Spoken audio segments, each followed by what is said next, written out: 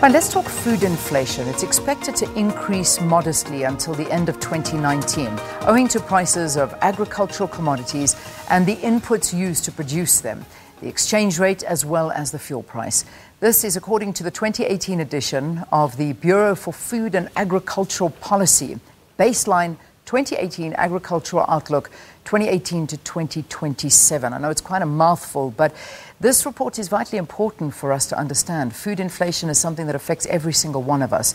The baseline presents an outlook of agricultural production, consumption, prices and trade in South Africa for the period of 2018 to 2027. To try and make sense of this all for us and what the baseline outlook means for South Africa, we're joined in our Pretoria studio by Dr Tracy Davids, BFAP'S researcher in commodity markets.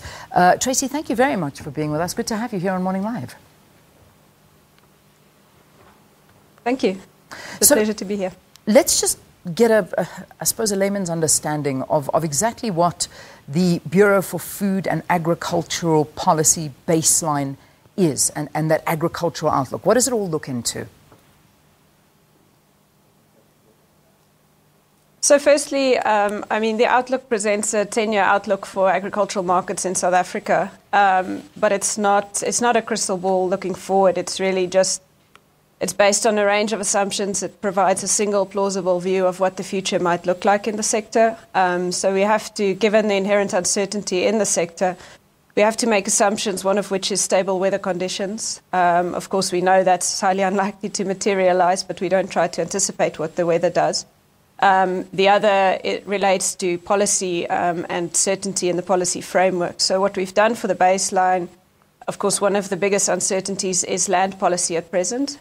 So we've assumed that takes place in a market-based environment. So it doesn't affect producer investment, investor sentiment, productivity going forward, and that agricultural markets continue to function as they currently do. Yeah. Okay. So within that realm, then it provides just a 10-year view of where the sector might go. Okay. So if we look back, from what I'm understanding, obviously we're looking forward now from 2018 to 2017. Let's just look back a little bit. The predictions that were in a previous survey looking at the inflation, how accurate are they if we had to take into account what was predicted for where we're at right now?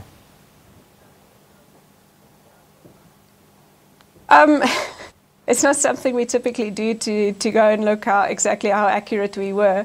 When it comes to food inflation, of course, one of the biggest factors driving that is the exchange rate. So the exchange rate, it influences it both through commodity prices, because right now we're at least for key staple foods, like you see on the screen, we're a surplus producer. So the exchange rate moves the actual commodity price, and then the exchange rate also influences costs within the food value chain, right?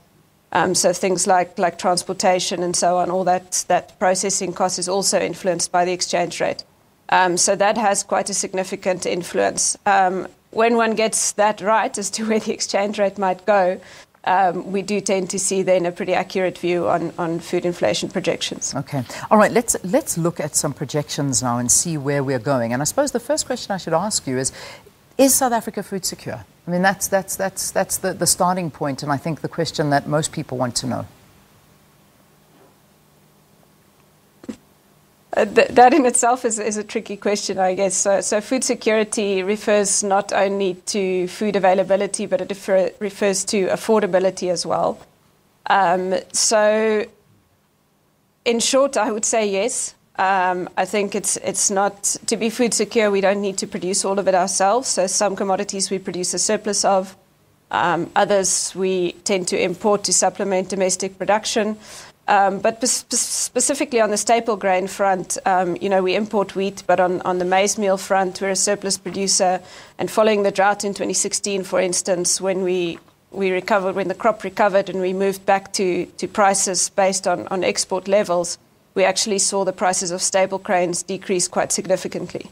On the other side, then, something like livestock, beef, for instance, we saw the herd being reduced through the drought, and that then takes longer to recover. So whereas as staple grain prices reduced, meat prices actually remained quite high, which again then supports food inflation. Yeah. One of the biggest and most, I suppose, biggest sticking points for South Africa, and it's a great uncertainty, is the issue of land and the South African agriculture not sort of feeling secure, I imagine, when it comes to policies and government's decision with amending the constitution with regard to expropriation of land without compensation. However, food producers have been assured that food security and everything there will not be affected. But it's difficult to sort of believe that, because this is, it is going to affect them in some way.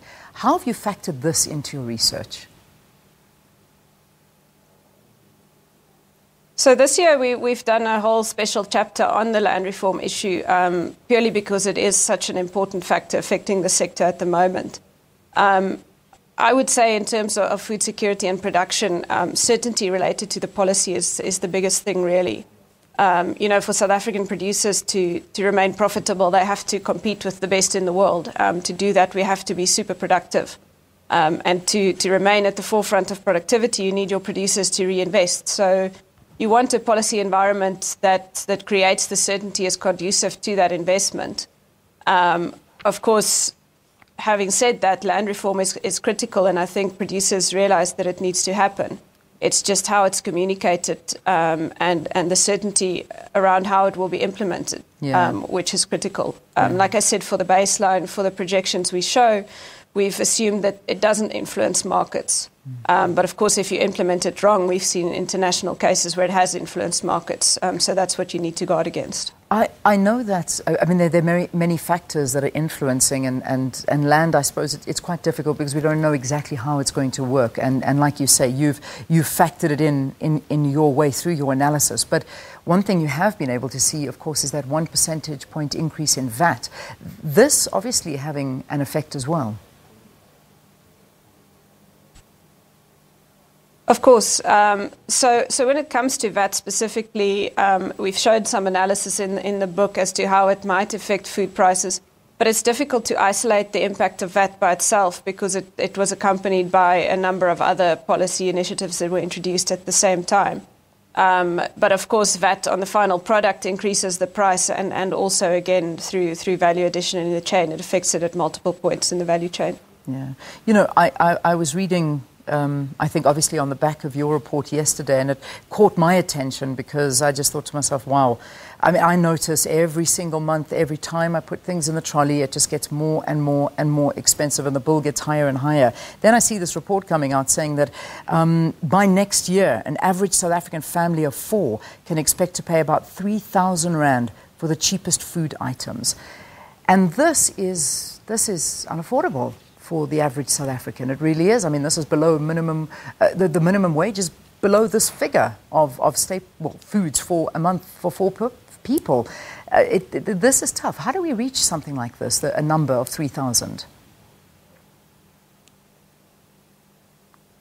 Yeah, I think that's critical. The basket that you referred to, the 29 items, so that represents a fairly affordable way to consume a reasonably balanced diet nutritionally.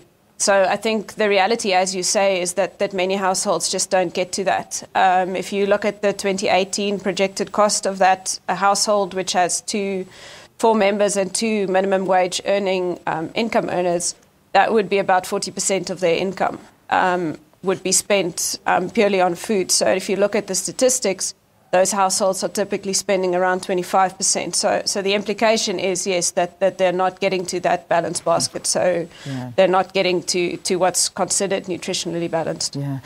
Also, one of the big stories that came out was the story of listeria and the listeria outbreak. And, of course, polony, known to be easy, it's cheap, it's ready to eat, it's got animal protein foods. And then, of course, listeria came along. And it's been a big worry around that.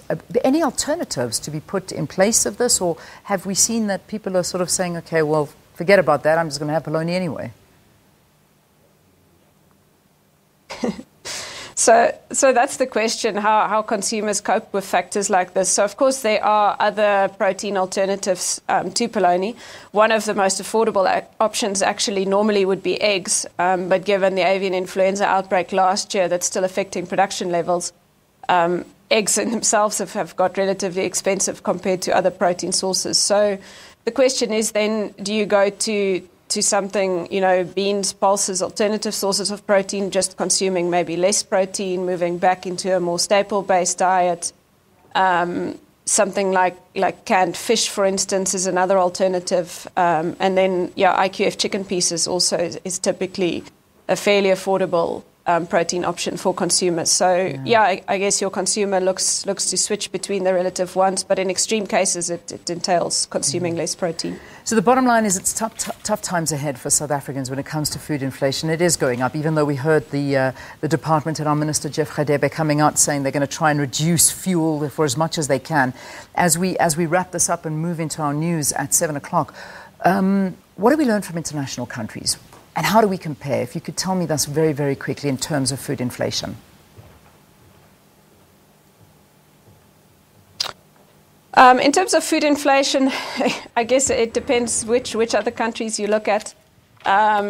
Typically what I can say is countries that produce a surplus tend to have lower food inflation levels. Of course, when you're a surplus producer, your prices tend to be at the lower end of the scale. So I think to turn back to the drought in 2016, for instance, we saw the extent to which grain prices came down when we moved back from a deficit to a surplus position.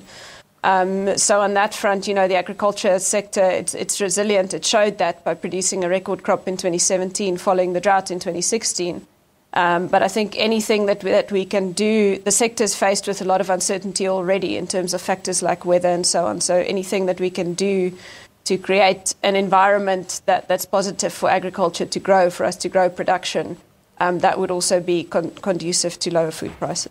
All right, we leave it there. Dr. Tracy Davids, who's BFAP'S researcher in commodity markets, talking to us from our Pretoria studios. Thank you very much to her.